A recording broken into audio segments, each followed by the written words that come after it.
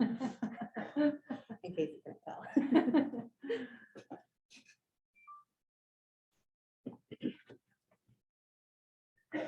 So who's all on? So we have James, Roger, Maria, Kelsey. Okay. So there were a few of us in another meeting and we just jumped over to this one. This is the more important one. Well, they were the same. The other one was an earlier calendar invite, I guess. Oh, yep, sorry, it got a little confusing there. The challenge. We had a nice chat though, and then we decided we were probably in the wrong place. So Roger, any idea if Chris Anderson will be joining us? yeah, Chris and Keith Heaton were in that other meeting with me. So we're all trying to sign on right now. Okay, thanks.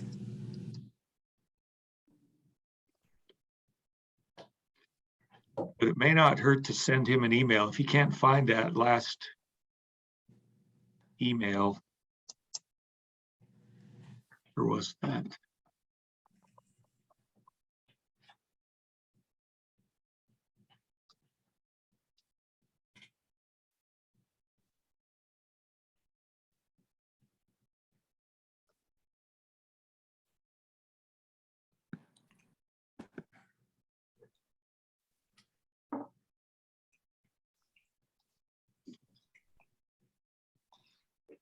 So it was Chris and Keith. And Keith, and it looks like they're both on here now. Yeah. Yeah, sorry, we connected on the old link. Sorry. Oh, okay. There's Maria, Kelsey. All right, I think we've got everybody here. In the offices here at Go Utah, we have Layla Reynolds, who's helping us with all of our technology recording. Paul Larson, Brigham City, Eden Johnson with our Center for Rural Development, Bianca Lyon from the Office of Tourism, Tracy Hansford from Cultural and Community Engagement, and Mayor Lanice from Helper. So I don't know, everybody has, yep, their own connection. Okay, great. Well, thank you all for coming. I so much appreciate your support of this program. I'd like to dive right in if we could. And let's see, anything else? We are recording this session. So if anybody wants to go back and check things, we can do that. There we go. Okay, here's the agenda. I don't know, Layla, if we can send that out to the folks on the phone.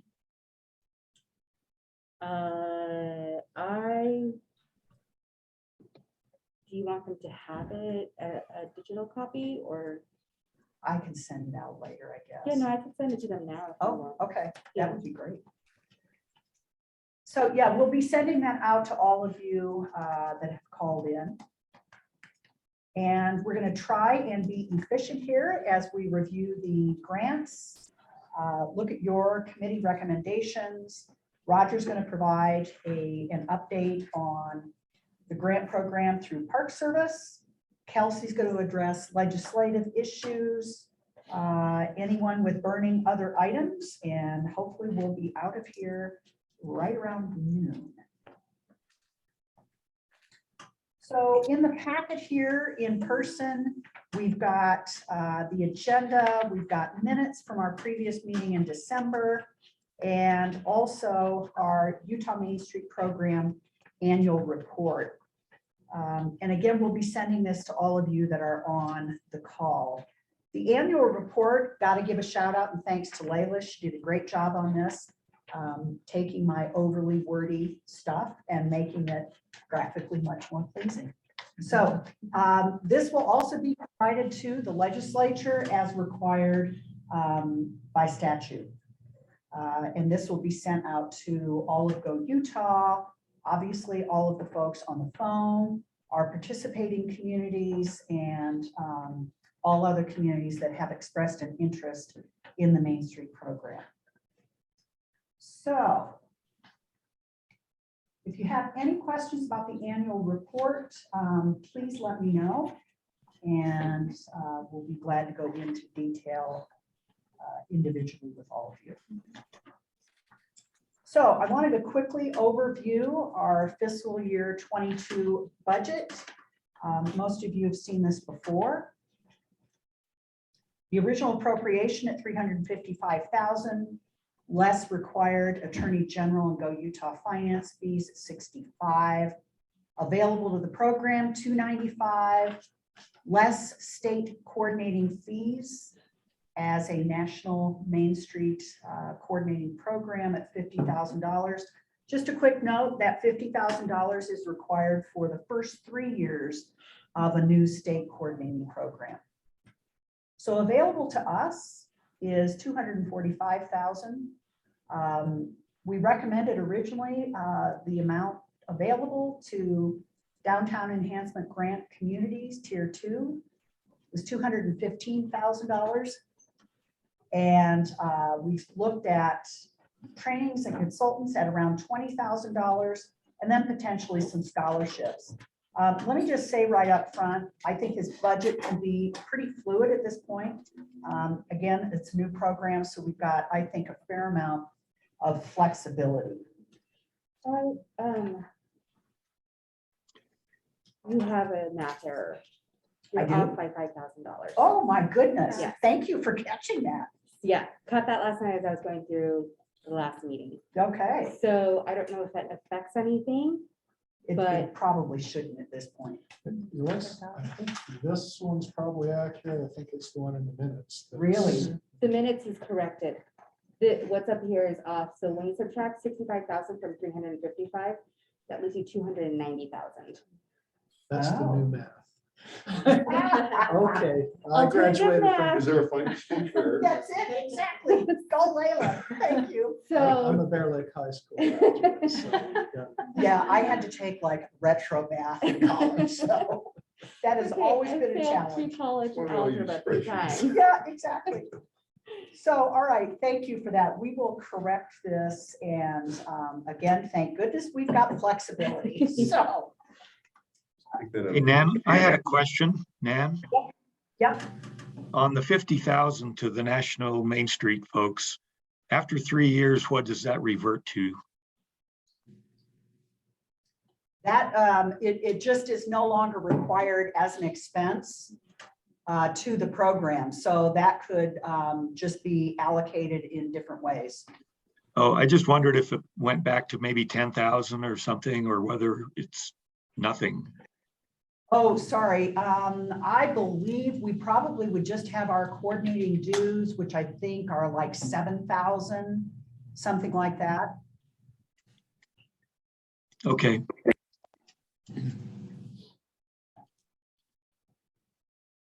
Okay, quick review of Tier 2 communities. Brigham City, Cedar, Helper, Mount Pleasant, Ogden, Price, and Tooele.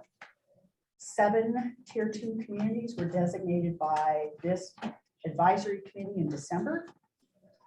We did ask for Tier 2 communities to include basic membership in Main Street America, and also strongly suggest that they include in their budget attendance at the annual conference. Also very fluid at this point is the proposed support for each community, actually regardless of tier status. Again, we're shaping this brand new program, so it's always a work in progress at this point. We are still looking at hopefully having a baseline assessment conducted by the national group. Norma Mice is planning on coming out in April. We have to get that confirmed as soon as possible. So, any questions there? with the baseline assessment, how long would she be here? Is it, So if I remember, she wants to do maybe 4 communities in a week. They take almost all day. So it's a pretty intense scenario. Meeting with the local Main Street group, walking the district, any kind of demographic or inventory information would be really great. jobs information, anything like that that's going to be able to help you establish what they're calling the And we don't know baseline. the particular timing. they told you, do we? I think it was mid-April, but I have not, the National's going through some real growth pains as well. They've got like 6 new people Yeah, I on saw that. staff, so they've been a little bit difficult to get in touch with lately. So will Again, Norma we- come back and then do another group of communities assessments later in the year? Well, I'm hoping we can get her for 2 weeks Oh, okay. in mid-April. Okay, but, so do it all at one time. Exactly. By Okay. mid, I'm gonna be gone the 21st through the 29th of Okay. April, so I'm hoping that it'll be maybe earlier in that, the 3rd week, or maybe the 2nd week for us. So I believe we were looking at the week of the 10th and the 17th. Of April, Yes, April. okay. So that'll be one of my top priorities, is get that all scheduled and circle back with all of tier 2. Do you need to reserve the night? Any time up to, I mean, I could do the 20th, the 21st, I leave early in the morning and get home on the 23rd. Okay. So I'd hate to miss that. Oh, yeah. Yep. I think we could be fairly flexible. It is on Norma's schedule, which Right. was really important to get that figured out. Okay, can you see that? Okay, great. Quick review of suggestions that we provided to tier 2 communities for the downtown enhancement grants. Everything's from support for Main Street staff. Again, there's the dues, the conventions, facade grants, beautification, abandoned buildings, signage, wayfinding, tactical urbanism, which I'm still struggling with candidly. I'm not sure exactly what that It's is. good. It's Yeah. a good thing. Okay. Public art, streetscape projects, marketing, advertising, promotion, training and educational sessions. One of the things I wanted to get into right up front is I think next year, go around a couple of things. First off, I would like to have a much more rigorous application process for funding. This first go around, it was a bit challenging trying to figure out exactly what we were going to ask these applicants to provide to us. So just heads up on that. The other challenge that we noticed is that many of the applications focused almost exclusively on the design aspect of the Main Street program. That's fine. Maybe that was just a first year sort of reaction. But anyway, I think next year's process will be very different from what you all saw this year. Can we do a debrief meeting and reschedule, or, kind of a redesign workshop? I think so, maybe. And anybody on this committee that is willing to help us focus on a more robust grant application, I would appreciate the help. Anybody have any thoughts on that? We did try to keep it as simple as possible, but I think maybe we went a little bit too simple for this first go around. Would it be, I mean, there was a lot of variety in the grants that I would do, obviously, but could we say, show us that you're doing something to address each of the 4 points as part of your proposal? Absolutely. Because design's important, Right. but if it's exclusively design and no economic vitality, Right. or no promotion or no organization. Maybe it's a requirement that you have to do half, focus on at least half, 2 out of 4, or Yeah, something like yeah. that. Yeah. Show that it's Some- sustainable, show that some you kind of didn't point have system. funding for it otherwise. Some kind of point system that, the CDBG has, I assume all the AOGs use a similar points assessment. They each have a different one. Yeah, there's But they're points similar. that you get for having various things, and it's fine to say, I'm not gonna do these things, but then you don't get those points. Mhm. And then your application is reviewed on that basis, so. I think that's something to look at. And you may want to reflect kind of what the outcomes are from this first round. Right. You know, that some things were certain or less strong in the outcomes.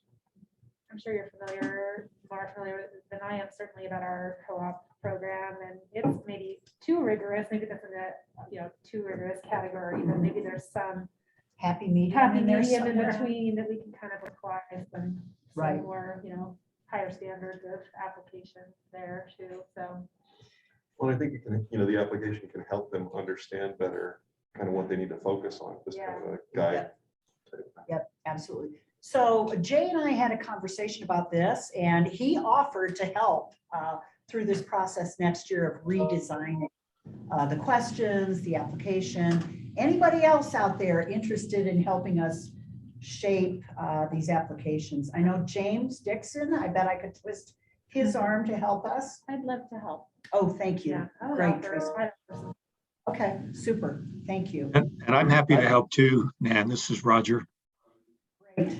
Would you want anyone helping on that will then be filling out an application, or do you want to have some separation? I think that might be good.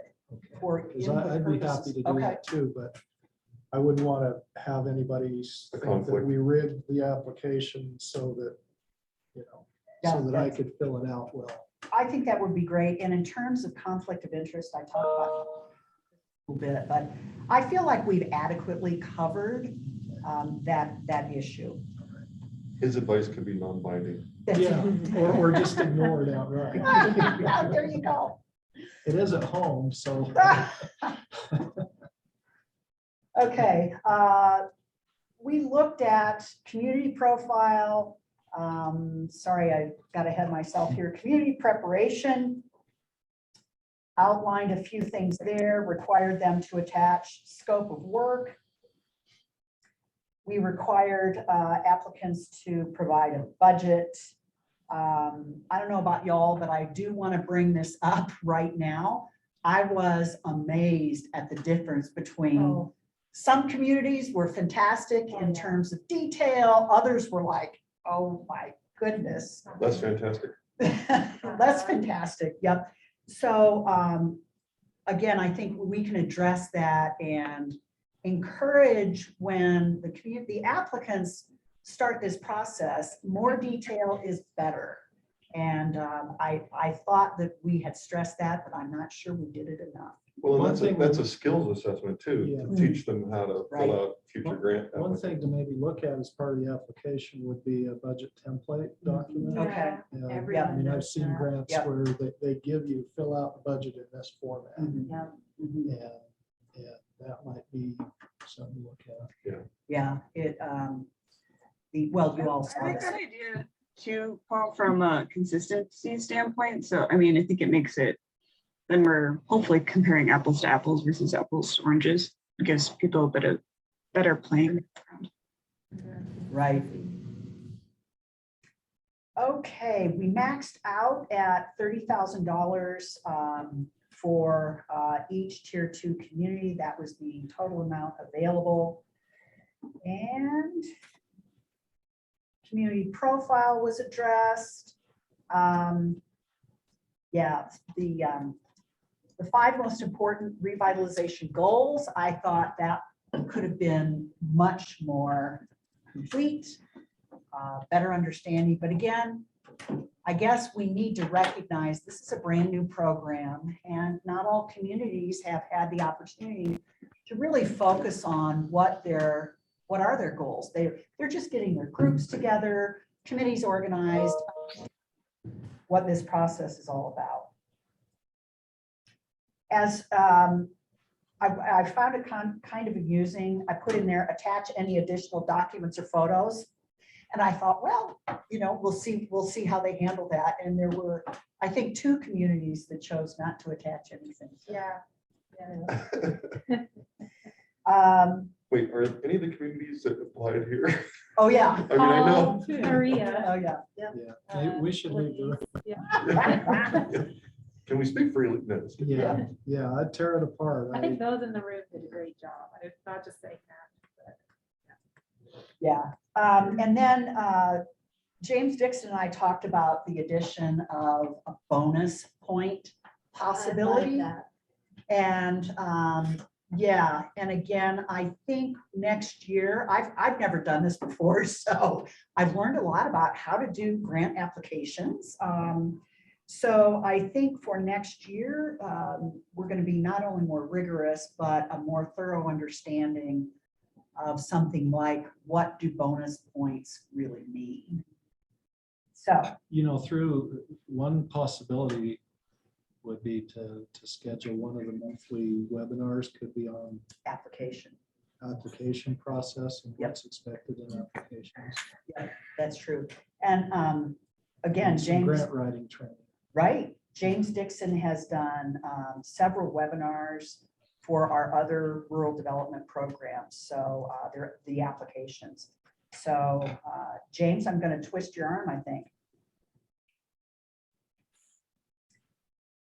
Cool.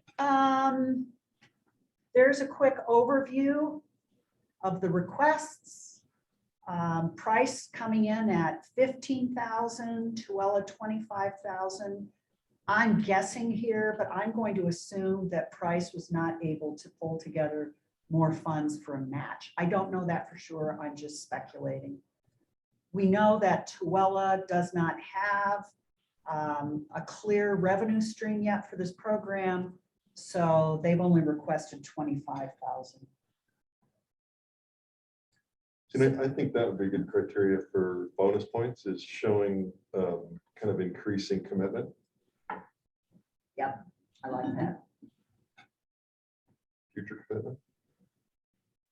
So wanted to be really clear about declarations of conflict of interest.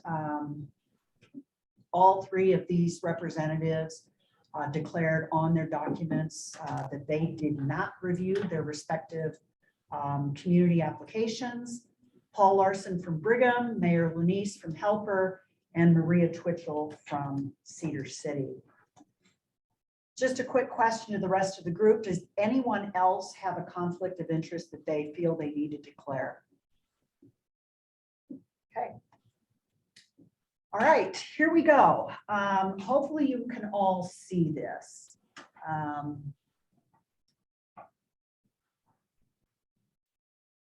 I did a simple average of all the scores and Did we all score the it ranking. fairly well Yeah, did you do it right? along the lines of I what we was also expected? gonna ask That's that. the questions to be Yeah, done. you did. Okay. And again, we'll be more clear next year when we do this. I was kind of surprised at some of the ranges. Anybody else have thoughts on the range or? I think it's confusing to have the like attached photos and additional documents.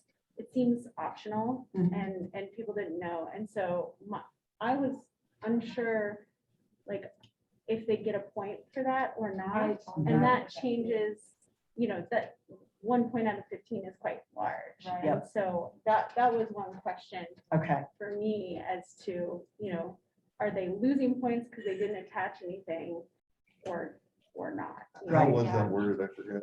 I think it I was mean, like to your point, attach Is it additional. Have optional? any additional Yeah. documents or photos? Right. Yeah, because maybe we should remove it and see how it changed. But I felt like some of the projects lent themselves better to having pictures. Mhm. Even the ones that didn't provide pictures Yep. should have, a couple of them should have. Absolutely. Right. Yeah, yeah. So, but I mean, I think that's a valid point. If it was a perception that it was.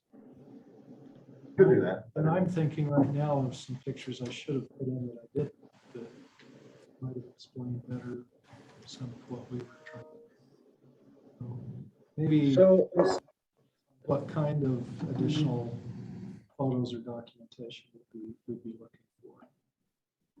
Well, And how, maybe you mentioned this and I missed it. How do we take into account the fact that Brigham City didn't get any points and Helper didn't get any points because Mayor Peterman and Paul are both on the committee. So they got those big fat zeros.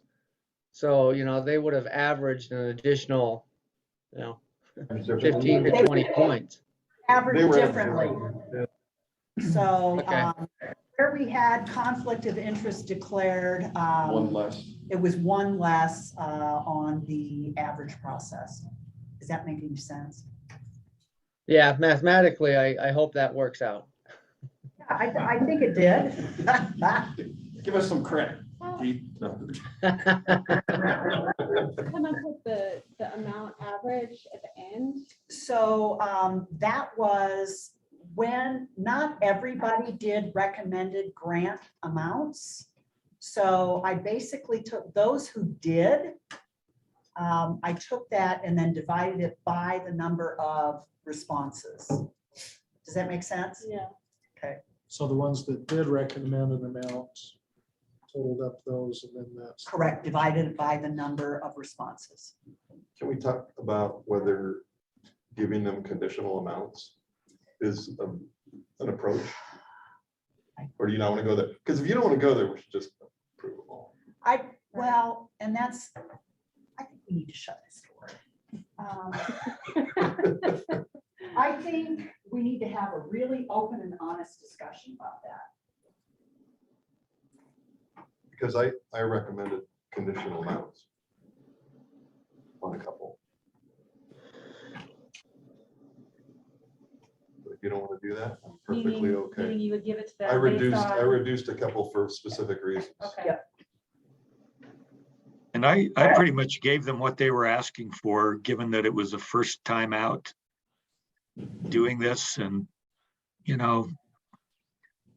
it's not that refined. And so I thought we may not want to put a really refined lens on it.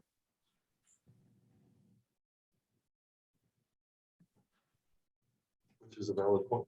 I apologize. I didn't see this award amount. I hadn't scrolled down. It was just outside of my, I thought total community score was the end of this. I also did too. I I didn't missed see that it. as well. Yeah, I didn't do it either. I was just Yeah. looking through and thinking, oh my gosh, I did not recommend a total amount. no. And Well, I and- thought we were gonna discuss it, to be True, honest, like yeah. I And we thought, can. oh, we Oh, can, yeah. we Yeah. can have that dialogue Yeah. about how much we would think people should get or Yeah. what have you. Yeah. Basically, that's the discussion right now. Yeah. Sort Right. of. Okay. We've got a lot of flexibility on this. So, yeah, let's talk about it. We can do in terms of contracting. I think we have, again, a lot of flexibility. If we want to do, contingent upon sorts of contracts, we can do that. I mean, you could read my notes, but my reasons were basically they didn't support what they were asking for, that part of their budget. Or they were already doing it with their own money before.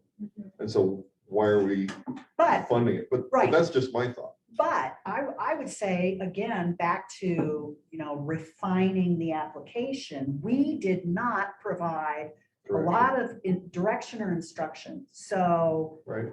I mean, I tended to be pretty generous as a scorer. I was also looking at it through the lens of you, man, and wanting to demonstrate success to, for future legislative asks. And if, broadening the, sweetening the deal for everybody, not sweetening the deal, but broadening the partnership to more communities is better for the program long-term, that's definitely something to think about.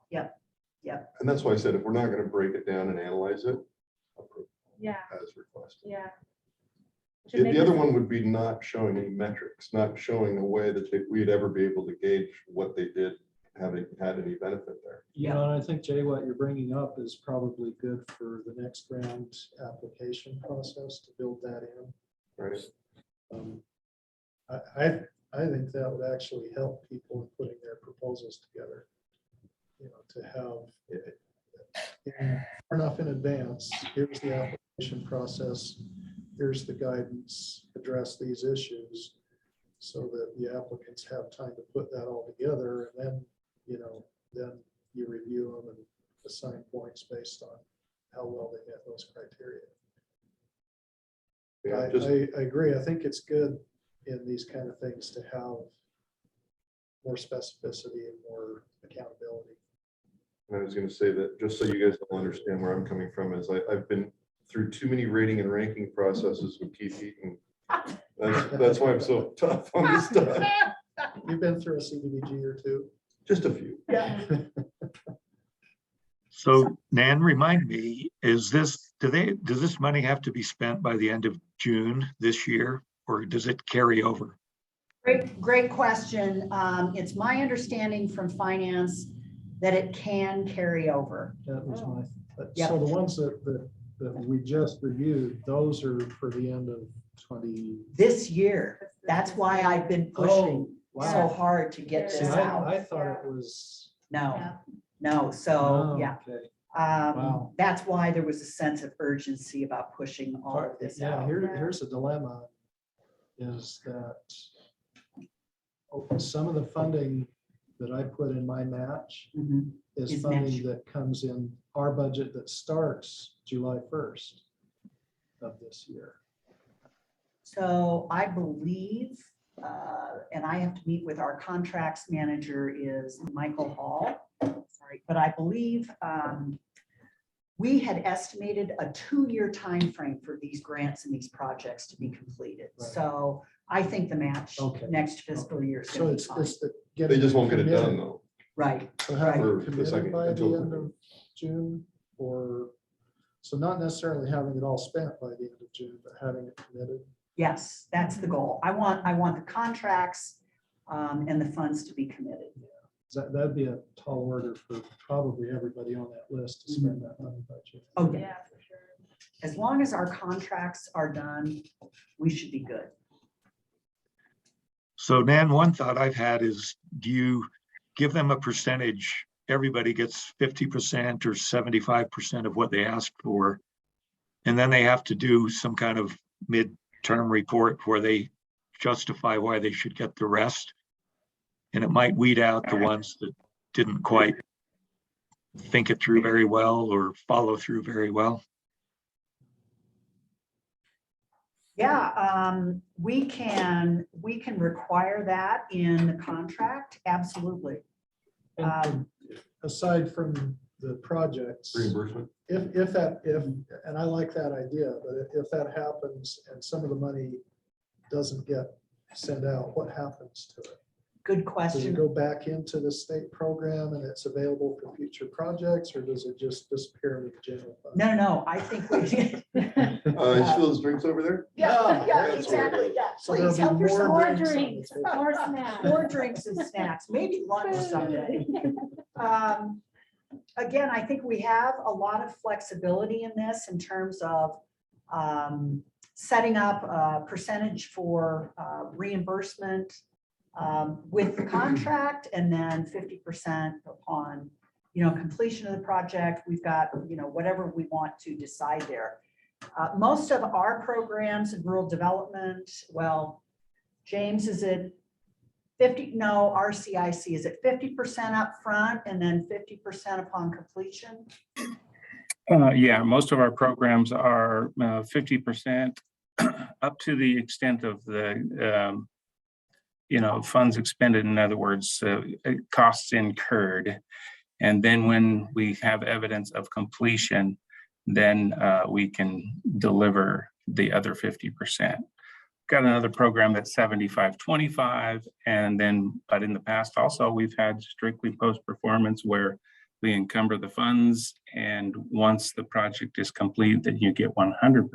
So you do have some flexibility, but I think just as an opinion, I think the 50-50 opportunity might be good, especially if you can arrange the first 50% upfront.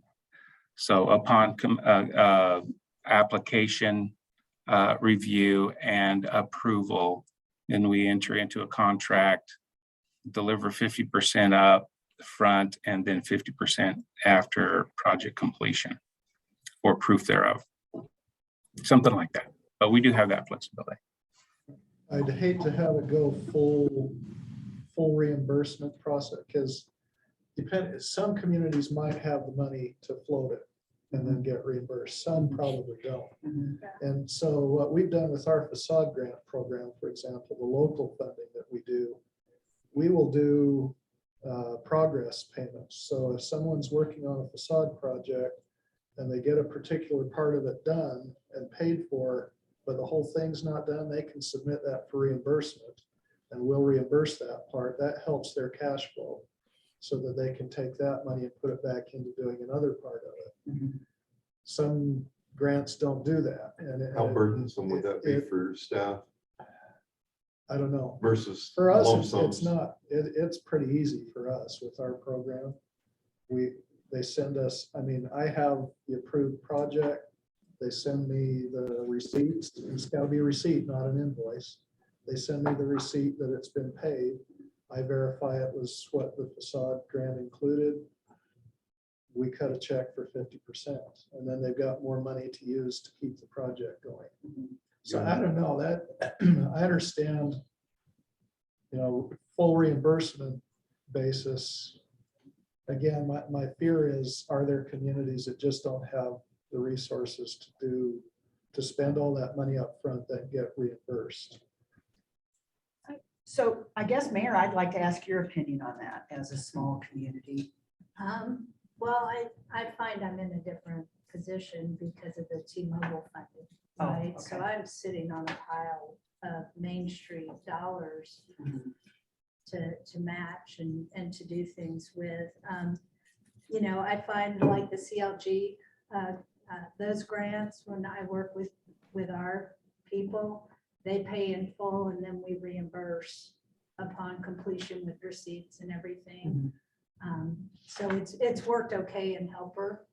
And, I feel like budgetarily I can accommodate and spend and then request, 50% up is not uncommon. Yeah. Yep. And, you find the funds knowing that they'll be reimbursed is kind of been how we've dealt with it. So, Okay. Tracy, did you want to weigh in? I just wonder like where we define completion, if a lot of this is re-granting. Because if they have cut a check to their business owners, do we consider that complete? Because we can't, force the building owners to complete their work from our position at this point. Right. So where do we mark that to get the reimbursement back out to the community? But I think for your benefit, it should be relatively low threshold, so you're not making these calls like, oh, Yeah. that's close, but not quite, and then you're just gonna get heat from Right. multiple directions potentially. Like you didn't interpret it correctly. Well, and Roger, I think we're going to, in terms of any re-grants for facades with business owners, we're going to need your expertise, your office's support in terms of did they adhere to the guidelines? Was the project done as proposed? You'll remember that as a part of this application process, one of the questions was if the community was going to look at including a facade grant, that they had to require to the process that SHPO had outlined previously. Yep. So I guess, Roger, the question is, I'm going to assume that your organization is willing to help us look at those facade re-grants. Yes, that's been the plan, and I think we're prepared to do that. And just to interject, one fact I was going to bring up later is we were successful in hiring a new architect. So we're back to having somebody who can really look at those the way Steve did. That's Fantastic. going to be critical. That's awesome. Well, I think you're gonna wanna put these things in the contract. That there are minimum thresholds that they have to meet to even start considering giving out Yeah. approval to businesses. Cause you don't wanna try to track it and Yeah, reel it back I- in later. I've got somebody right now who wants to apply for a facade grant, and what I told him is, I'm in the process of merging the state's guidance with our guidance, so that when I send it to them, they're not getting our old application and then they don't meet the things the state requires. That would do anybody good. So it's gonna take me a couple of weeks to get that done, but yeah, Well, which is a higher hurdle, or is there The a state. mixed bag? we're pretty easy. Well, that's what I'm saying. If you just say there are state requirements, you don't have to tell them you're merging. Right. Yeah, You but know? I want to give them that so that they can make a judgment call. Do I Correct. want to pursue this or not? Right. That's what I'm saying. If, don't even accept the contract if you're Yeah, not gonna, I'm not giving them the opportunity to apply yet. yeah. Because, right, you don't want to get halfway down No. midstream and go, you're Yeah. not Well, doing this right. Thanks for spending all that money, but I'm not reimbursing you. right. Yeah. So, help my feeble memory here, folks. If I look down the list, off the top of my head, we had maybe 4 communities that included a facade re-grant. Brigham, I think Helper, no. Mount Pleasant, certainly. Yeah. Maria, I don't think Cedar City had a facade re-grant. Oh, you do? Yeah. Yeah. It was Was kind of big. Yeah, there was a facade aspect to our grant application. Mount Pleasant, Did you say Ogden? not yet. Yeah, Ogden was in there too, wasn't it? Yeah. I can't remember Price. Does anybody remember? Just, Price did No, not. they Let me didn't. pull up my spreadsheet. Yeah. for myself.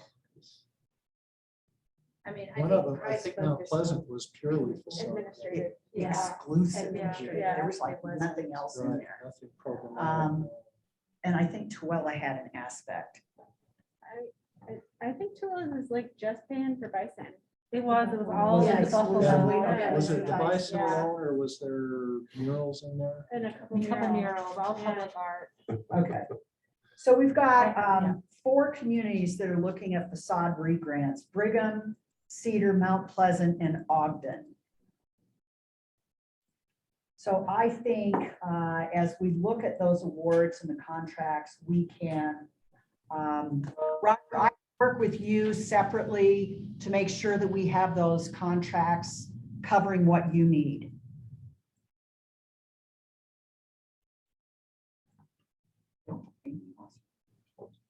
Okay. With cabinet. Cabinet. Yep. All right. Other aspects to consider, thoughts, recommendations.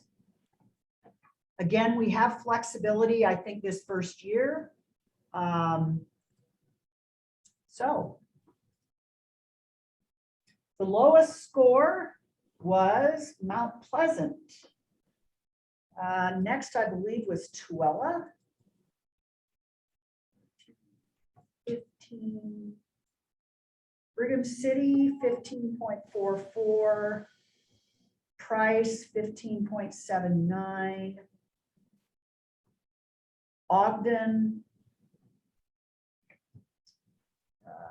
Cedar City and Helper. That was a much larger range than I had expected. But I'm really curious about if we're truly requiring the Main Street membership and conference attendance, because like that was one of the things that is not in Mount Pleasant's budget, and why they got dinged. But you know, can we give them the full grant and say, you know, if you're actually paying your dues, you know, you can have the full money, or is that just a phone conversation? Say this was a requirement. right. We want to fund you to do these things, you know. So Well, go I ahead, can, Rob. yeah, I can speak to Mount Pleasant. They've been paying dues for the last 25 years. So that was not a new requirement for them. And so I think their application reflects I don't want to say complacency, but they've been doing this. They've been meeting regularly, their committee every month. And they've kept up their membership with the National Main Street Center. So they probably, I think they have a sense that they've got this system down and they're happy to participate here, but they're not learning on as they go so much. And some of that may be true and some may not be, but they have been paying their own dues though over the years. And one thing in mind for next year's application in the budget template, there could be, I mean, I envision, and it's kind of the way I put mine together, but columns for what is it you're going to do? What are the program elements? How much are you asking for from the grant? How much are you providing in the community's funding? And then how much is private or in kind? And then some explanation stuff.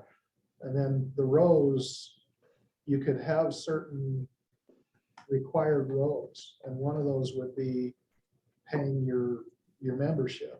Now, maybe that shows a 0 in the grant application column, but you can show that in your communities as part of the match. If you're already paying it, show that you're paying it. Right. But maybe you're not asking for it from the grant. Okay. And that's probably, Mount Pleasant just didn't do that. If they're already paying it, they shouldn't be, dinged for not Right. showing that. But that's just a recommendation for next year's grant. Nan, I have a question on that. That- Did we have applications? Seems like we did, 1 or 2 that hadn't had their boards organized or hadn't paid a membership fee yet or anything like that. That could become a benchmark, if you say, okay, we're going to give you this grant money, but that however your disbursement works out, if it's a 50-50, that last 50% is contingent upon you meeting these benchmarks of membership and fees and things like that. So I think maybe at this point, I'd like a formal recommendation from this group about a couple of contracting details. For example, I'm recommending we do 50% right up front upon contracting, and then 50% upon completion of the contract. We will require for communities that have the facade re-grant, we will require coordination with SHPO. That will be addressed in the contract as well. Trying to think if there's anything else. And they need to pass that on to their applicants. That Absolutely. requirement Yep. prior to approval. So Nan, when you say 50%, is that 50% of what they requested? Or 50% of what this chart shows? So I want to handle a couple different aspects here. So what I'm looking at would be a recommendation from this group that the contract provides 50% of the total award upfront upon contracting, and then the remaining 50% upon reimbursement upon completion of the contract. It'll be a 2-year timeline for the contract. So they'll have to float the second 50% parts of it Yep. for a while. Yep. Well, and actually, they may be floating part of the first 50% too, but if they've got that money in the bank.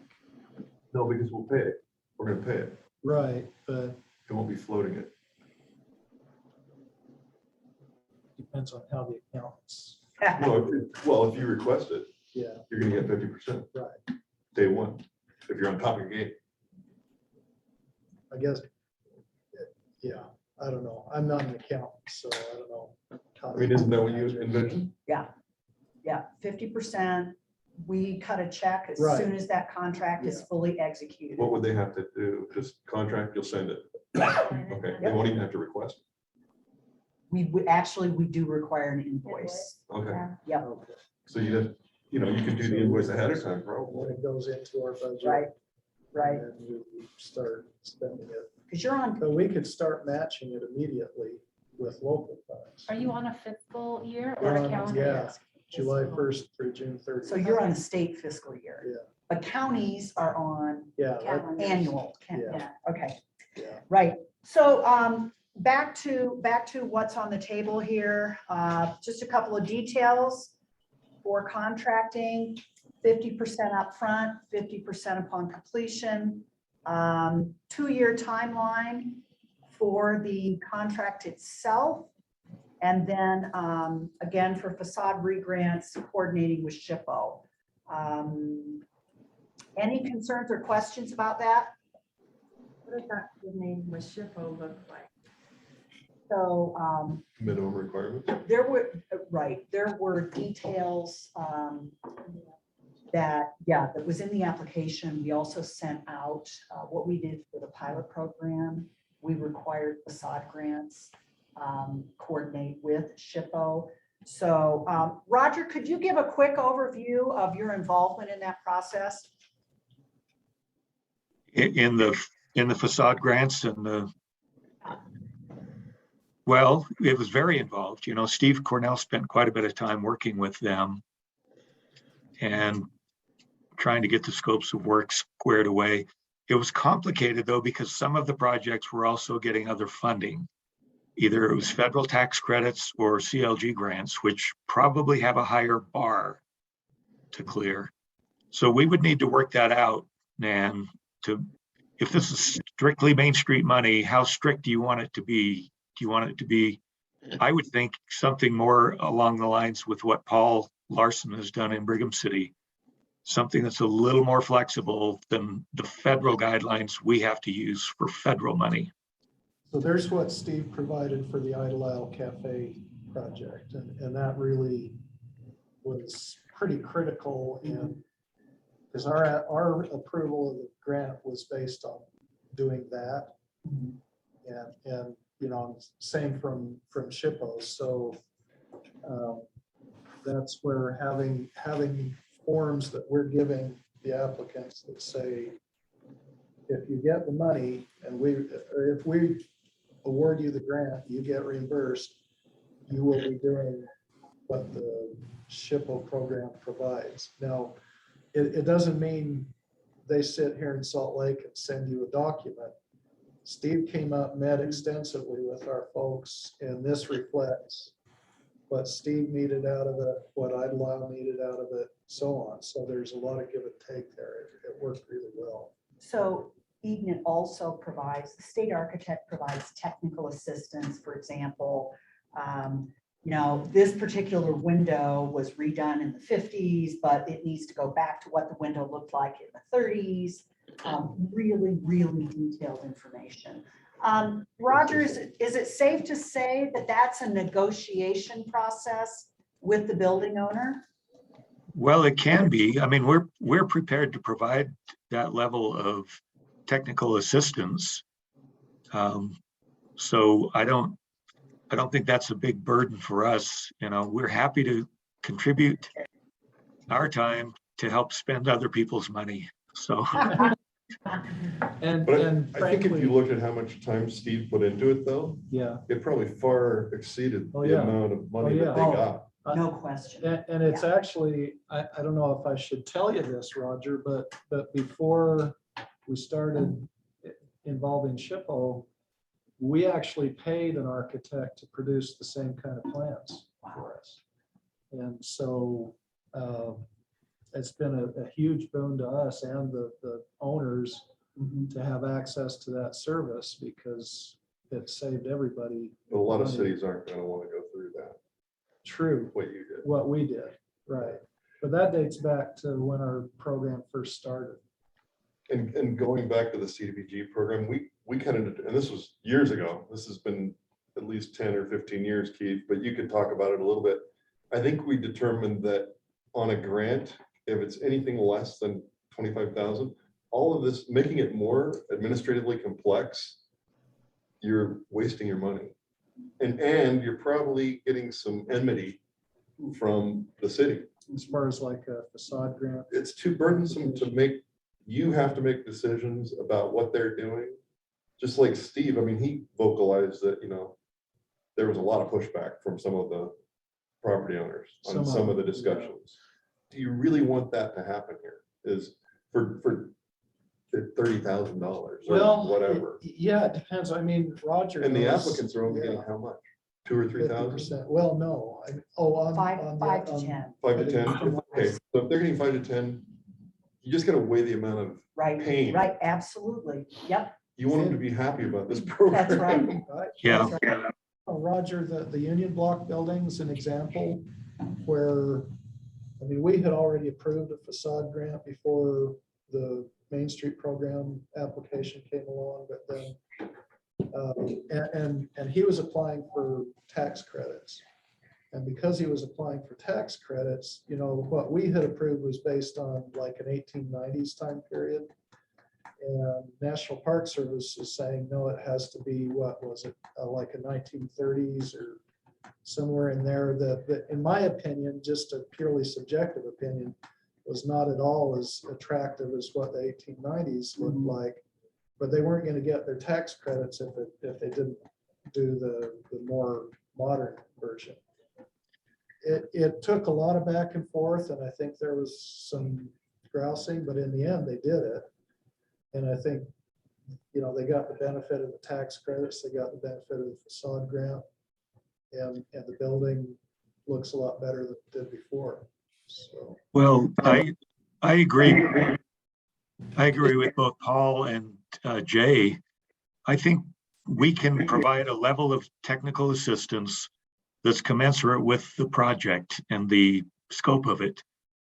And you had a couple of outlier ones, Paul, with Idle Isle, where they had to tear all this stuff off and a lot of discovery. And then you had the tax credit one at the Union Block that became the tail wagging the dog. Most of the time we won't have that. And we can do lesser amounts of technical assistance. We don't have to do full-blown drawings for a lot of these. It can be a photo with some arrows pointing at things and some product specifications and call it good. So I think we want to try to make this work for the program and not come in with our SHPO regulations and force those entirely on everybody. I would say that's my bottom line question is, would that process be too prohibitive at some point for a business that could impede them from meeting the success requirements of the program? I mean, if they're in a position to do that, absolutely, there's wonderful assistance and it's an excellent, excellent resource. But at some point, you know, would the businesses not be able to perform, and then it would not meet the success? I mean, part of what we're talking about is trying to do it up front so that there's no mistaking what the requirements were. You wouldn't, you know, oh, I didn't know that was going to happen, that it was going to be so difficult for some of our communities. I mean, you know, Roger's probably got the best history on it just because he does it all the time. Right. And I mean, we talked a lot about this last year, what those minimum requirements are. Do we, I mean, I think the worst fear is that we approve things that end up being really bad. Yeah. You know, and just create opposition in the process. Well, and you know, as a newcomer to the lovely world of historic preservation, I gotta say, it is not for the faint of heart. So I think anything that we can do from a programming perspective to support a business owner who wants to start down that path, the better. A thought occurred to me, Roger, we've got you scheduled for our next webinar, and you're going to be on historic preservation. Would it make any sense to somehow help our communities upgrade to, so not that Paul would be, you know, the expert on technical assistance, That's for sure. but would it be helpful to have some of our communities maybe trained a little bit more on? Yes. Yeah. In term, am I making sense at all? Yes, yeah, I don't think you look at the community as the subject matter expert Mhm. to refer the owner to, but at least they become conversant. Okay, And they okay, know, great. they know when Roger and his team come to town Mhm. and get involved, what to expect. Okay. And, and they can advise building owners that way. You know, I do that. I have no clue how to do the tax credit program, Mhm. but I know it exists and I know that I can refer a building owner to Roger and his team to find out, is it a potential or not? Mhm. Same Before they thing ever with- consider it? Yeah, and, you know, I think it's a really valuable training for all of them to get, Okay. to know what's entailed there. You know, what are the Yeah. secretarial standards, what's, all of that kind of stuff. Well, I wonder if Roger could give some big picture things like absolutes, Right, like you Right. can't paint over brick or whatever, you know, I mean, right, exactly. I don't know that that's one that you would We're not gonna recommend. give you a grant to tear Or you out your can't do an historic interior facade lit awning that and doesn't, put a isn't aluminum consistent with siding historic facade. buildings. Yeah. Just Well, to and get- that's what happens. That's what happens all the time. We get called to come look at a building and the owner already has ideas, and we usually can go about 75% along with them. And then we have to try to educate them into that last 25%. You know, we're not going to put vinyl windows on the front of your building, but we can do something that's affordable and meet your need. You don't need a Cadillac, but you can't do a beat up Chevy. You know, you've got to have something more trending toward a Buick out of this deal. So, and that's what, Go ahead, Roger, sorry. well, and that's what the grant is for, is to help them do a little better job on the preservation side, but then we have to back off and not demand so much on the preservation side and understand this is an economic development program with small business owners who just need to get something done. See, And- that's why we talked about it last time. I almost felt like if we said, these are the things we would fund, and they're very clear, Mhm. even in the facade improvements, so that it doesn't force them into this adversarial situation. Right, right. Yeah, I'll, if I can find the drawing, I'll show you an example of what Roger was saying. We've had a couple of projects over the last couple of years where the owner walked into my office with a drawing that they'd already put together saying, hey, I'm all excited, I want to do this. And I just look at it and go, oh, Oh my. that's, yeah.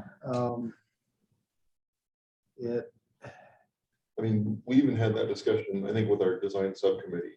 We just said, you know, maybe we need to have things like wayfinding and these other things Mhm. that don't force it into this, you know, Right, contention area. right. Yeah, This is the one most recent. Let me show you. Because then they're gonna get something. Right, right. So we had an owner walk in with this drawing and say, I'm all excited. I heard you guys have a facade grant. This is what I want to do. And it's a real estate office and they wanted to make it look like a Victorian home with gables and all of this. And that's a vertical face. Yeah. Yeah. And so Steve came up, we met several times with the owner and she completely reversed what she was doing because along the way we found pictures, we found that there was material underneath the upper part and she totally changed her perspective because Steve was able to help her understand this is not a good look for your building because in 5 years, you're gonna think it looks like the old avocado carpet, you know, and so as a result, High she got a maintenance. facade grant, but it's based on doing the right thing and it looks great. And so, yeah, I think this will happen. People will come in and you can't fault them. They don't have the design expertise. They don't have the historic preservation expertise. They have an idea that they like, that they came up with, and you have to be really careful about throwing water on that idea because Well, they may have spent a lot of time. I was Exactly. gonna say, I looked Yeah. at rendering and like This, that probably this took a was lot of not a effort and money. 5-minute Yeah. thing. you Yeah. know? And so I think this turned out to be a huge success. It's not, I mean, it's not the building that when you come into Brigham City, you go, oh, that's a fabulous building. But it contributes really well to the district and it looks great and it looks a whole lot better than it did before. And she's happy with it. The city's happy with it. I think Shippo's happy with it. I think it's a win all the way around. But what And well, and if and come out that way and everybody's happy versus, I'd say in the end, most all of them, in my time doing this, there's only been one time, and this was 20 years ago, that we had an owner come in, got a facade grant. Part of our statement is you can't start any work until your grant is approved by the city council.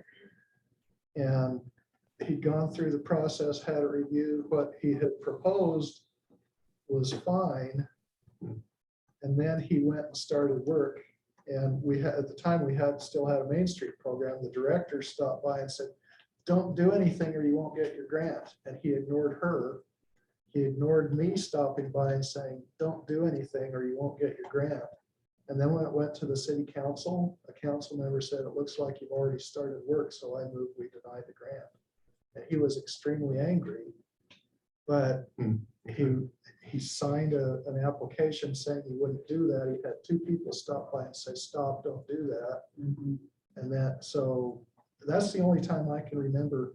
There's another one similar to this that's a real estate office that, again, they came in the door with something that looked just kitschy as all get out. And in the end, we worked with, it was our previous architect, but through a number of meetings, we were able to help them come up with a design that really worked a lot better. And it looks great. And you know, same kind of thing. I think they're happy with it. We're happy. So. well, and not to belabor this, but it's an important discussion, I think. We can avoid some of this by coordinating this grant program, what Main Street's trying to do with the CLG program. Because you could get a CLG grant that could pay for an architect on contract to come in and do some assessments for building owners before the grants are opened up. Or we can come up and do building doctor assessments as well when the money's not on the line yet. We're trying to just plant some ideas, and then they would use those ideas to apply for the grant down the line. So it's a matter of timing and expectation. And as you noted, Paul, a lot of people are open once they start to see historic photos or they start to learn more about what's appropriate. They just don't know. And we can do that if we have a more advanced notice and we're not under the gun to, you know, to get this grant finished in 3 months or whatever. could that be a threshold requirement of the grant that they have to attend a virtual training Yeah. that gives them some preliminary guidance? Assuming that Rogers Group can, you know, I mean, they could even record something that they have to watch and sign that they understand. Yeah. Yeah, Well, we did. I think what Roger's referring to, I don't know, Roger, if you were, when Larry Douglas was running the CLG in Brigham City. And I can't find the drawing, but he actually, and I don't know if he did it with CLG money, but he had that kind of thing done on a row of buildings in the city that helped a lot when those individual owners came around and started wanting to do projects. We already had something to show them. Yeah, that was a CLG funded, and it was a architect they hired to do that conceptual sketch of that whole side of the Main Street, as I recall, and that I thought worked really well. So whether it's CLG funded or whether it's Shippo staff who can do some of that, one way or the other, we can get through this, I think.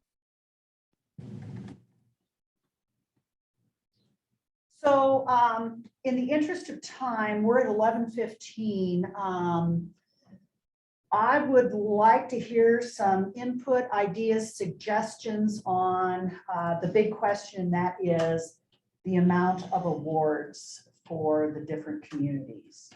Does How anybody much- have a? And then how much was the total available and how much was the total Requested. requested? So I believe the total amount request was 190.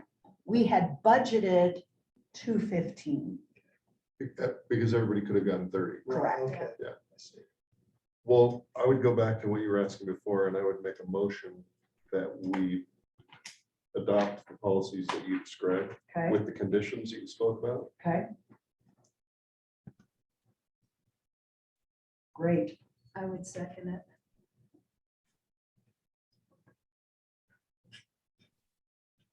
Super.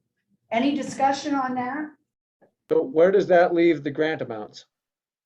That's our next motion. Okay. So no questions on that motion then. I'm more concerned about the next one. Carry on. Okay, so how would we like to do this? I think, as we did in the first round for community designation, I think we look at each community individually, and the person with a conflict of interest, please do not vote on that particular award. But then we will have, okay, Layla. Are we gonna vote on this? Yeah, you need to motion that was vote just on the made? first. Oh, sorry. And the Yep. second, Okay, if we're doing that. sorry, thank you. Jumping ahead. All in agreement on recommendations for 50/50 upfront and then final grant reimbursement, 2-year timeline. Working with SHPO on re-grants and I think that Preliminary threshold, additional guidance and benchmark requirements. I know this is uber vague, but I think we've I like the addressed a lot of it. training or the like webinar suggestion too. So all in agreement, say aye. Aye. Opposed? Okay, thank you. All right, so back to the awards. Again, I think if we have folks with conflict, don't vote on that individual community's award. And then we'll have a final vote where all of you would participate. Does that make sense? How much discussion? Yeah, I would like to just move that we approve the amounts they requested. All of them. Second. Can the three of us vote on that where it would include our requests? I think let's go through individually and take a vote. You okay with that, Roger? Yeah, I just thought in the interest of time and the Yeah. way, But I So- want to be really clear. Okay, so Brigham City requested $30,000. All in favor? Aye. Cedar City requested 30,000. All in favor? Aye. Helper requested 30. All in favor? Aye. Mount Pleasant requested 30,000 as well. All in favor? Aye. Ogden, $30,000 requested. All in favor? Aye. Price requested $15,000. All in favor? Aye. and I'd like to give them more, but oh well. And finally, Tooele requested $25,000. All in favor? Aye. What are the Great. names of who recused themselves for each? Paul Larson for Brigham City. I recuse for Helper City. Maria Twitchell for Cedar City. Great, okay. So the overall motion is to provide a total of $190,000 in funding for downtown enhancement grants to the 7 communities. All in favor? Aye. Aye. Sounds unanimous to me. Thank you very much. And I'm going to try and get this information out later tonight or tomorrow morning. I would just ask that all of you keep this information underneath your hat until you see the email from me. Thank you all so much. I think this was a good discussion. I think it was, I learned a lot. So again, thanks for your patience as we work through this. I'm going to go through this really quickly so we have time to have a discussion. Roger's on board for March 2nd, our monthly webinar, first Wednesday at 11 to 12, same Zoom link that we've used before. I've got to confirm this, but we were looking at Norma conducting the April one, and I know, Bianca, we need to talk about the Office of Tourism doing one of those as well. Annual conference, I'm going to start pushing out a lot of information. Hopefully, the bulk of our advisory committee would be able to attend, I hope. If there is an issue, I think, again, we've got flexibility in our budget, and if I can, I'd like to offer some support to members of the advisory committee. If you do not have budget, like Tracy, I don't know if you could pull that out of your budget. I'd like to be able to offer you some support. Thank you. To attend. And of course, anybody else on the advisory committee. We're looking at organizing our fall conference. More to come on that, obviously. A couple of other notes. You've heard this hopefully before. I want to open up round number 2 for community designations. I've got about 8 communities that I'm working with right now that are all very, very interested in this program. So I want to be able to tell them definitively we're going to open that up for both tiers.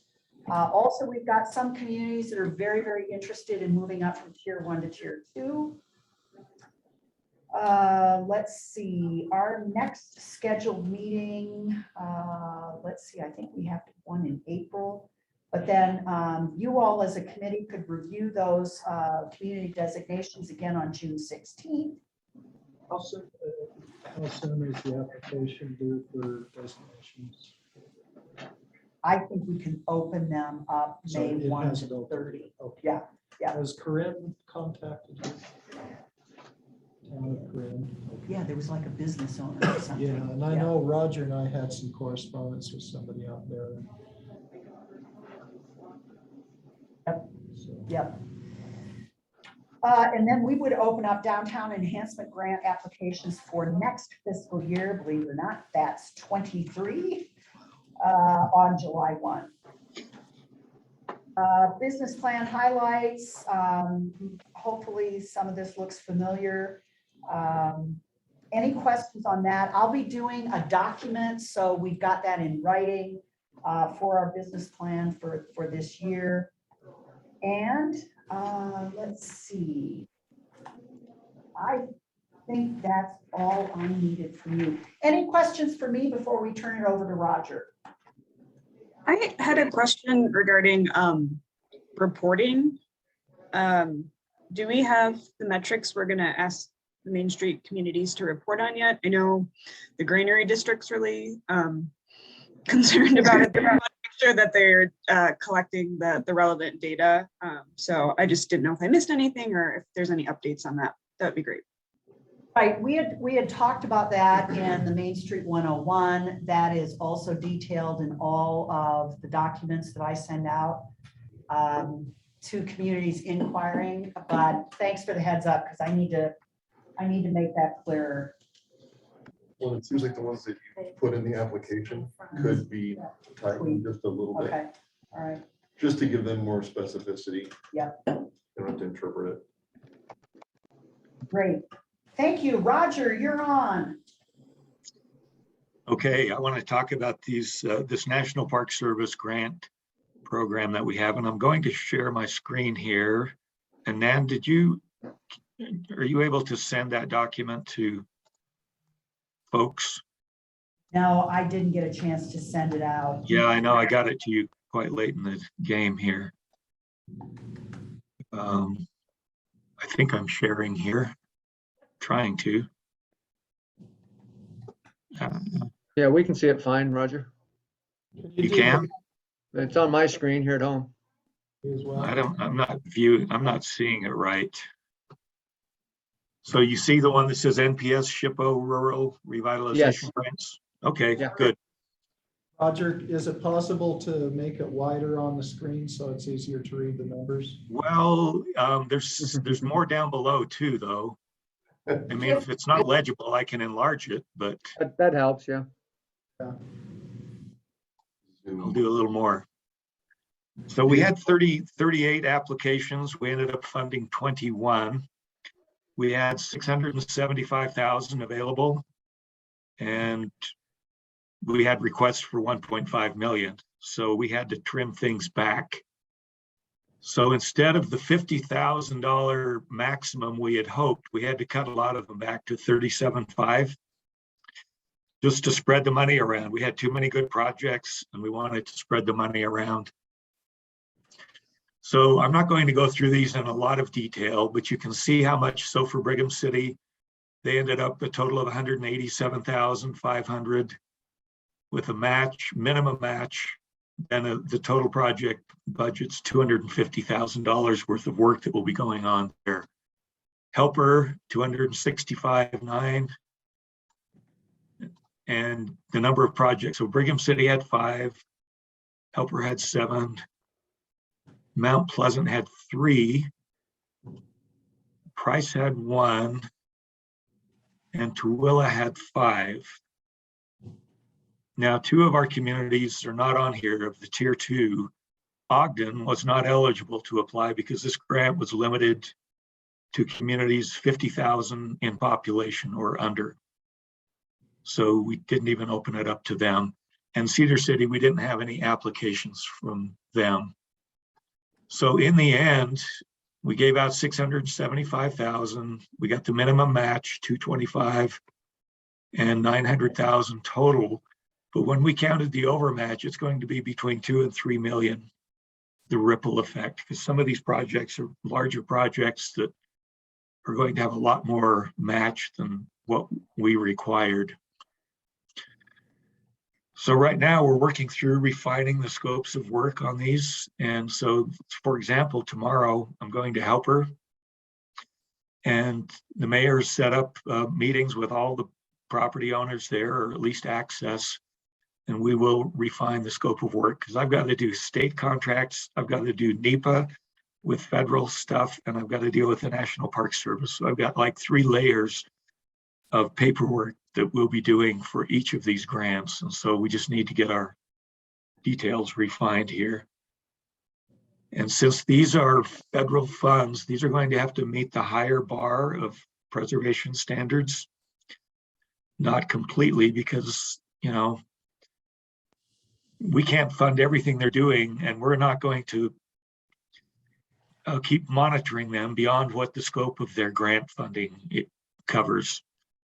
So there may be some things they end up doing afterward that we may not have funded, but nothing too egregious, or they could lose we could recapture their grant, but I've never seen that happen with federal funding. So anyway, those are the grants that are out there. I want to point out this one here too, the Tooele Pioneer Museum. This is one that is not a commercial operation, but these grants were for about making downtown a more vital, inviting place. And their museum right there in the downtown area needed a roof. And it seemed like it was a worthy project that would help them sustain their institutional presence there and, you know, be an attraction in the downtown area. So anyway, any questions about any of these? So Roger, and maybe we could go offline about this, but I'd love to have this get out in the media, social media, local, statewide. Have you all done any press releases yet on this? No, we have not. We wanted to get everything finalized before we did that.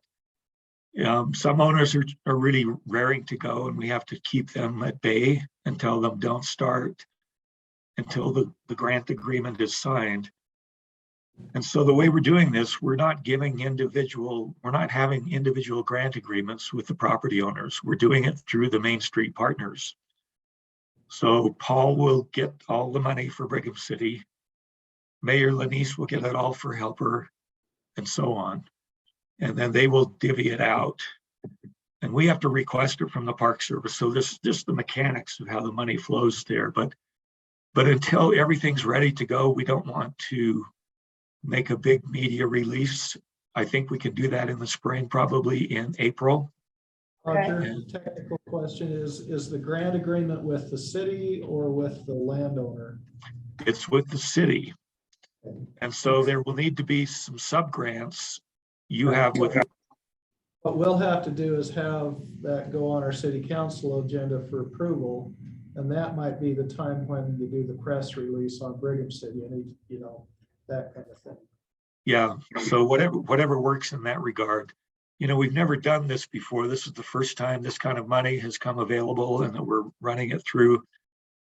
And we just thought this was a way to strengthen the local Main Street programs by having them be directly involved in administering those grant funds and understanding the projects that are being funded, rather than just have them stand back and have SHPO come in and run the whole show. We really want that partnership to be strengthened. So it adds a little bit of complexity, but I don't think an undue amount. It's pretty much the way we do our CLG grants, because some of those get divvied up between 2 or 3 projects, and it all goes to the city, and the city pays off those projects when they're finished. So anyway, that's kind of how that shook out. A lot of good projects, I have to say, and Tooele is really revved up about this too, and Helper, I mean, and Brigham City. Those are the ones that really got a lot of applications. And so we're happy to see it. It just made it harder to decide. So. Well, Roger, I don't think we can thank you enough for leading out on this. It's an incredible opportunity and you've worked your tail off. So thank you, thank you. Well, my pleasure. That this is the fun part of the job. So I don't mind that at all. So anyway, we'll be getting this work through this spring and things will start to happen pretty quickly, I think. Great. Well, let's just be sure to circle back when it's time to do a media push. Definitely. Now I'm just trying to get my screen back to where I can stop sharing. I don't know where that went. What time do you think you'll be there tomorrow? 9:30? Well, didn't you say 9:30 was the first one, or what was the? That works. I just wanted to make sure I was giving you enough time with each of the buildings, so. Yeah, so whatever you had on the schedule, I was planning to be there at that time or a little earlier.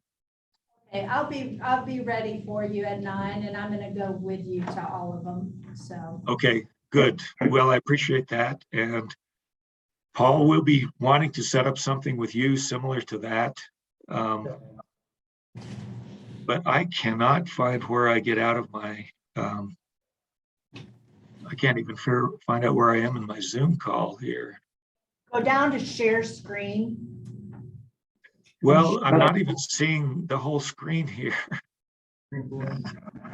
Roger, there might be something at the top of your screen, Yeah. actually. That There should says be like a red thing that says stop sharing. Yeah. I don't see that. I just see like six of us, profiles of 6 of us there, and it doesn't open up. Oh, there we go.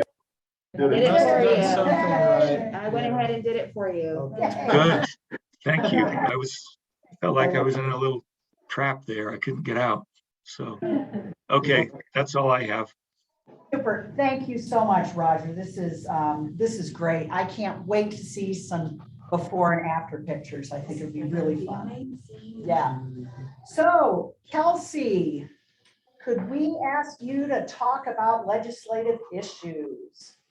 Sure. I don't have a fancy slide, so you'll just have to look at my face. Yeah, I'm sure you got a lot of emails from me in the past week or so. So apologies to add more to your inbox, but some legislative updates. There were two bills that we've been watching. The first one is HB 262, which was essentially a House bill to cut a bunch of tax credit incentive programs.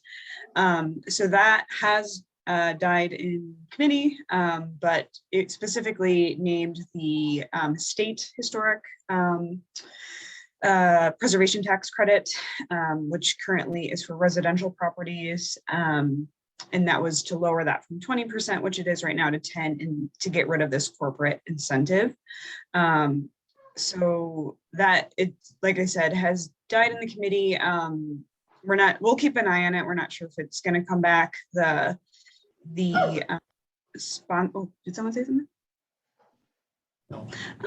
The sponsor on that more or less was kind of a fishing exercise, is what we've heard, to see who would essentially show up to support their tax credits. So there might be tax credits on the chopping block next time that, you know, no one came to support. So that's kind of what we've been told, but you never know in politics. Yeah, any questions about 262 at all? Well, just a comment. So as a part of that bill, it's Representative Christopherson. I think, Eden, weren't all of our Go Utah incentives included in that bill? Yeah. So we've been told, learned through rumor control, or whatever device you prefer to listen to, lots of rumors, but that bill was just as you said, Kelsey, a fishing operation, but also it's, you know, certainly Representative Christopherson's right to bring up these difficult questions about incentives. He said, I think in the committee hearing, that he just wanted to start a conversation. So there you go. Submit a bill. Yep. And use There's another way to start a conversation. Exactly. Exactly. Legislative So. attorney. And all, Yeah. yeah, that's- Yeah. And I will say there was a lot of great feedback from, I mean, you all, but lots of folks in the community were concerned about this. So hopefully we don't have to run around and do that again, but yeah. And the other bill that hopefully you are all aware of, also probably get an email from me about this, is HB 333. So that is the one that would transfer the Main Street program from Go Utah into the Department of Cultural and Community Engagement. So essentially where SHPO is located. So that was positively recommended in committee. I don't know, Nan, is it up for vote next? Is that the process? I couldn't figure that out, where it was going next. On the reading calendars, and I haven't had time to check where. Yeah, I didn't see it scheduled. Okay. But so regardless, I mean, that is one that I think there's a lot of concern about the resources that would be allocated for that if it were to move. Obviously, it's we're in a new program together, so that's something that is still going. So if there's concern within your communities about it moving, very powerful to have your local municipalities reach out, get connected with your elected officials to see what we can do about that. But that is still moving forward at this time.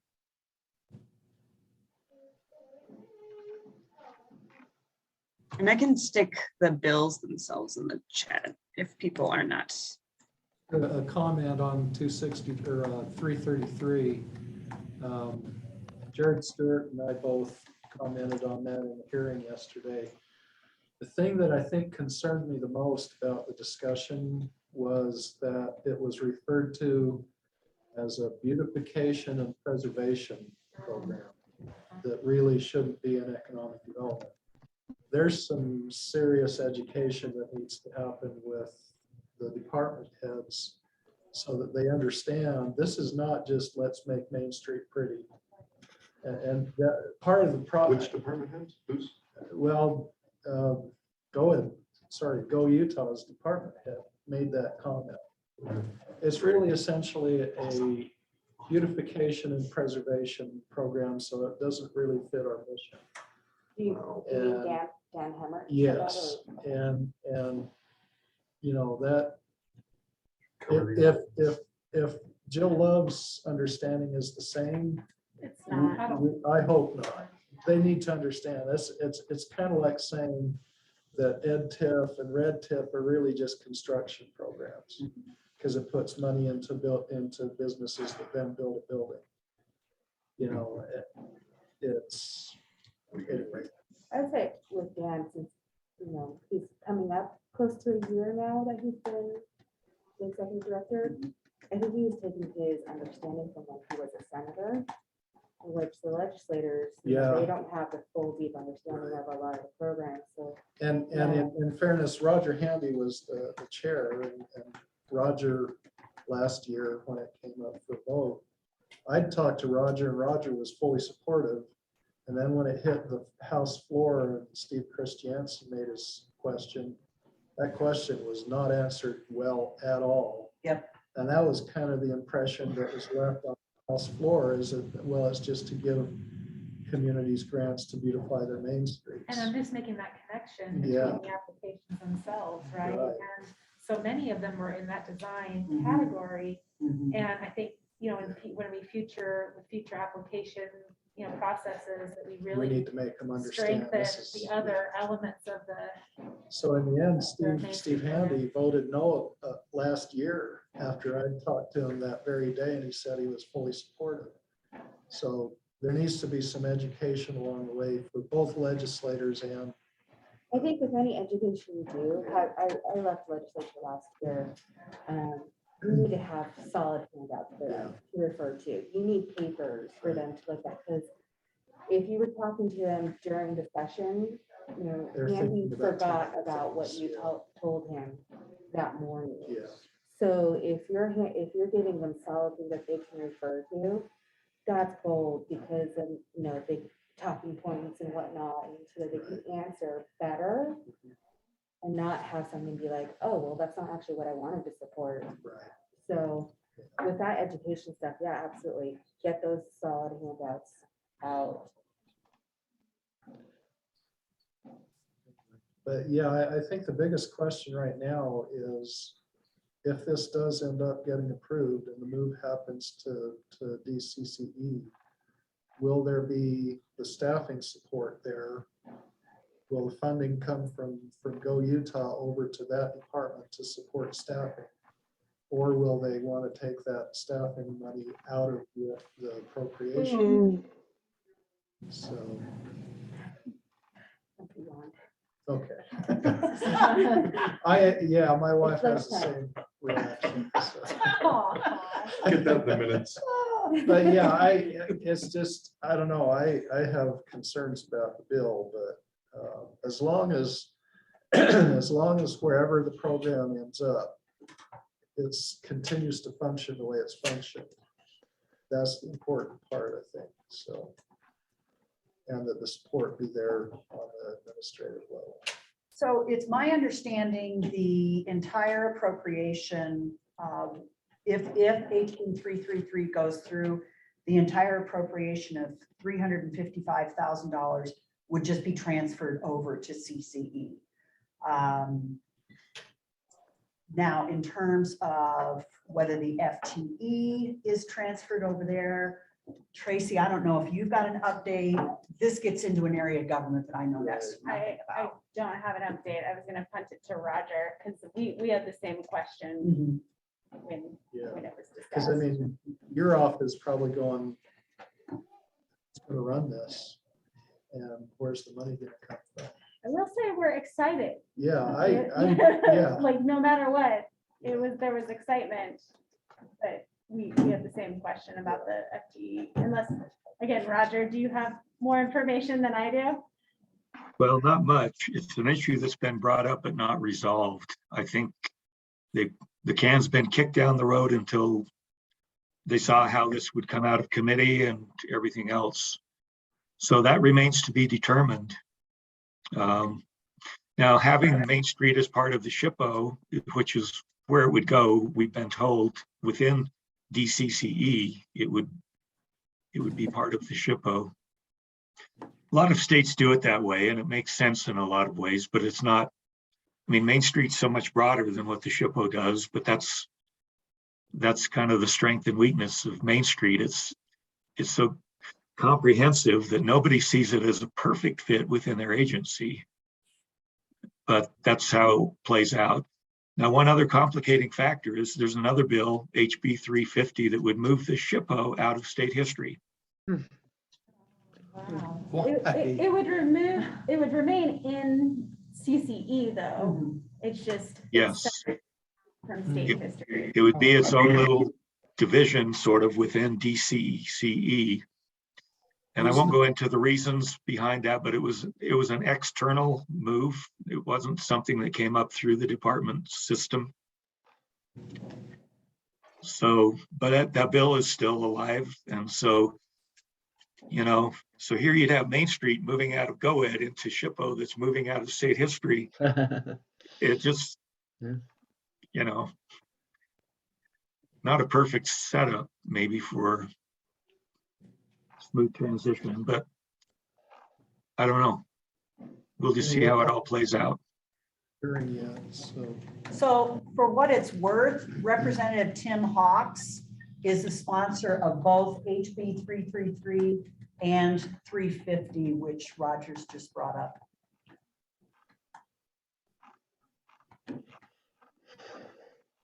To reorganize SHPO, what is, I don't know, That maybe Roger knows. What was that, Tracy? Well, Bianca, I'm just curious what the motivation is for that reorganization. If you have it. For SHPO getting moved out? Well, I don't know entirely. Part of it, I think, is somebody had a perception that state history is becoming really the state history museum. That's what the legislature is funding. They're building a big new building behind the Capitol. There's going to be new people hired, a lot of new people hired for that state history museum. And that becomes the big dominant part of state history, and the SHPO doesn't fit into that really very well. So maybe they would be better off being their own entity and not being pulled into such a big enterprise that's kind of beyond their scope, because historic preservation is not about museums, even though they're both history. Historic preservation is not about artifact curation or any of that. So that's my sense, is that's kind of where that may have come from. But yeah. So the Main Street program is not the only one suffering from misunderstandings. What was that? I just said that the Main Street program is not the only one suffering from misunderstanding. It's not scheduled for a hearing yet.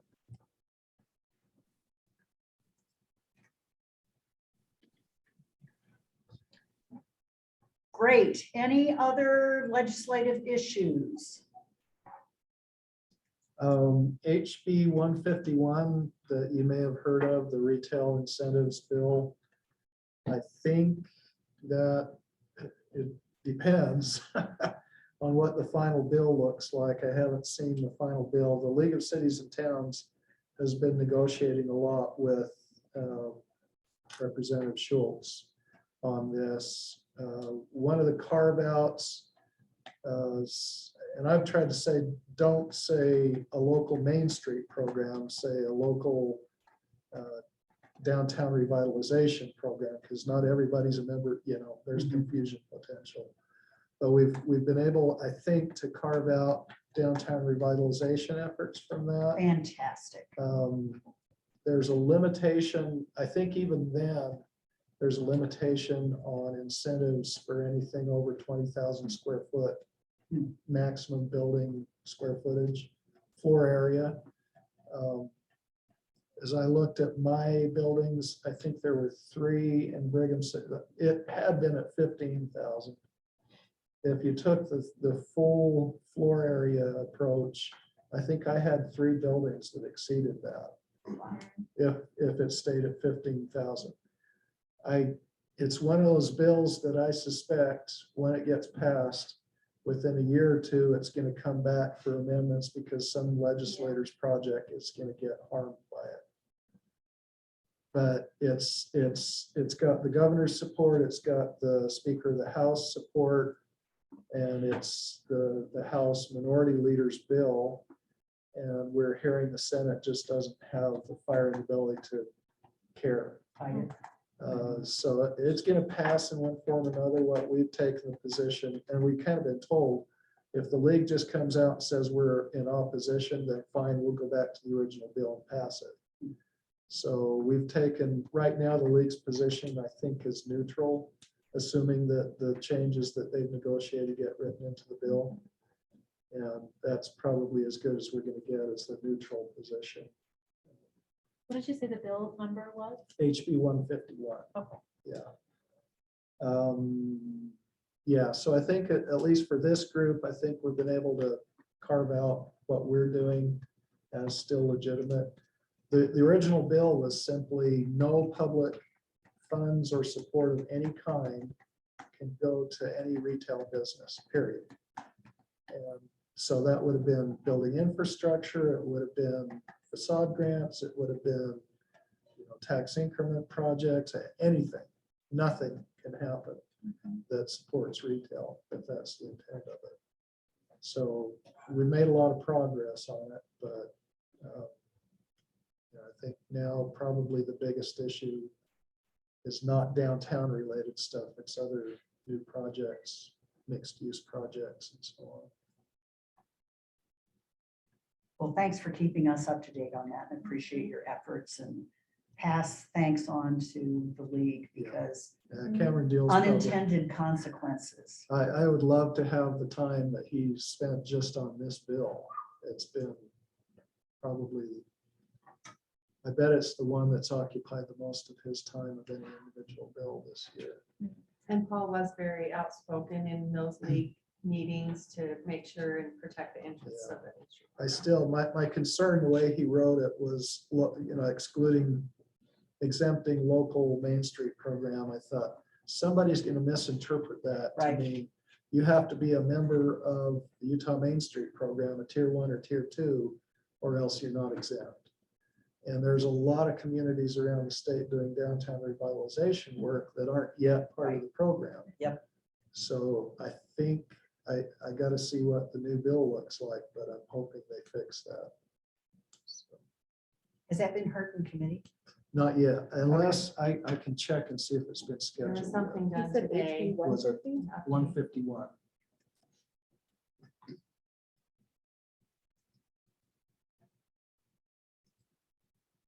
There's a substitute. And, oh, looks like it is- House Business and Labor House recommended it Business and today. Labor. Okay, so they had a hearing Well, in the House. in the House. It doesn't right, have a Senate sponsor yet. Right. So the thing is, these bills that don't have a Senate sponsor, like they really just have, this is the last week that they get in a committee, that they are able to get a committee hearing. After this week, it's 4 times. And so if they don't get that other chambers committee hearing, they're dead. Yeah, it still says Main Street program. Ooh, Assistance under a state or local Main Street program, and that term's undefined. So I'm concerned that someone will, because it also, someone can challenge a program or an incentive and say, well, you're giving this business an incentive through your facade grant, and you don't have a local, you're not a member of the Main Street program. Where I think the intent should be downtown revitalization program. Well, I wonder, would there be a workaround where a community could just pay their dues to the National Main Street Center and be exempt from this? The problem with the bill is there is no definition of what that means. Yeah. Well, Vague legislation, really? That never happened. I know it's never happened before, but Sarcasm. it could be. Well, thanks, Paul. That really appreciate you shepherding that issue. So I think everybody in this room is protected, Mm. and all of the programs that we've been working with are protected, but my fear is, for example, Tremont is not part of the Main Street program yet. Mhm. They're doing a lot of things up there with their Main Street. Are they gonna be told, sorry? Yeah, their designations before May 1 or in May. Yeah. Really? Okay. Yeah, Moving on. So it still hasn't been substituted yet with the changes that you this thought is were the in there? substitute. That was the So substitute. there should be, I'm sure there's gonna be a conference call at some point to brief us on. I mean, I was on a conference call yesterday. Yeah, yesterday, the Utah Redevelopment Association, we had our call yesterday. And Cameron was on that. He was gonna be going right after that meeting to meet with Representative Schultz to talk about these edits. And so if it's been approved out of committee with that language, then it'll need to be amended on the floor of the House if we're gonna have that fixed. And if the Senate doesn't do anything, then, you know, obviously, let's see.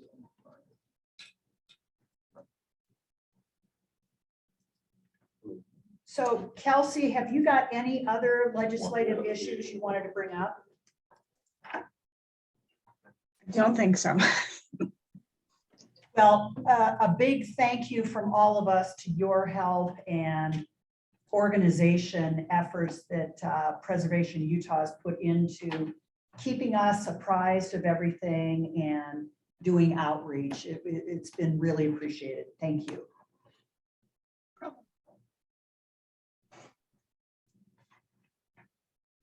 Any other issues?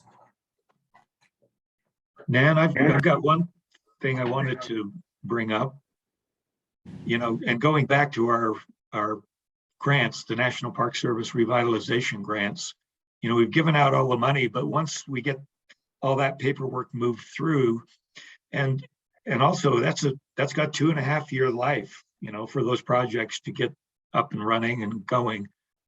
We'd like to see if there's a way to expand the funding for that, not through the Park Service, because that's not possible, but whether there are some local or regional banks or other financial institutions or philanthropic organizations that would want to be part of this and realize that they could contribute some and they could get their name on all of this activity that's happening, the Park Service funded stuff and whatever they might be able to fund. So I just want to see if we can ride this wave a little farther with some additional financial support, because and banks have to do what they call CRA, Community Reinvestment Act activities that aren't just about maximizing money, it's about building communities.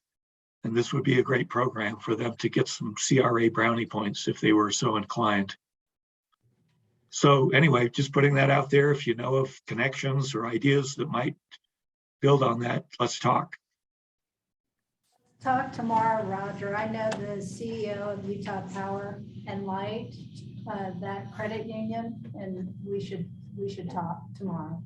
Okay, sounds great. Yeah. Yeah, Anyway, I that's think it's a great idea and something that we could actually, pardon me, look at from a statewide comprehensive basis. Having communities reach out to their local banks and getting updates. I know in Wayne County, Cache Valley Bank has been uber supportive of local programs. yeah, they have been. And it could be, there may be a role for Preservation Utah in this if the funding worked better going through a nonprofit rather than a state agency. Sure, we could work out some kind of partnership deal there. So let's just keep our options open and explore a little what might happen there. Sounds good. Great, Paul, have you got any final words on what is it, 151? 151, no, I Okay. think just if we can, I need to talk to Cameron Deal and find out what happened with the Main Street. It may be, I mean, the response from Representative Schultz a lot of times has been take it or leave it, this is my bill. Mhm. And so we may be stuck with that language unless we can change it in the Senate. So I Yeah, think, if there's a senator who's yeah, responsive. I'll talk to Senator Sandel. All of the city folks that are on here, talk to your senators and let them know we need this changed. Not for us, because we're part of the local or state Main Street program. But for the other communities in the state, they're opening up an avenue that somebody could challenge what they're doing. And so it's a simple change to say local downtown revitalization program instead of local Main Street program. Because again, my fear is someone will interpret that and they'll pull up the National Main Street website, they'll pull up the state Main Street website, say, well, you're not part of this. So obviously you don't have a local or state Main Street program. So you can't do this. And they'd probably be right.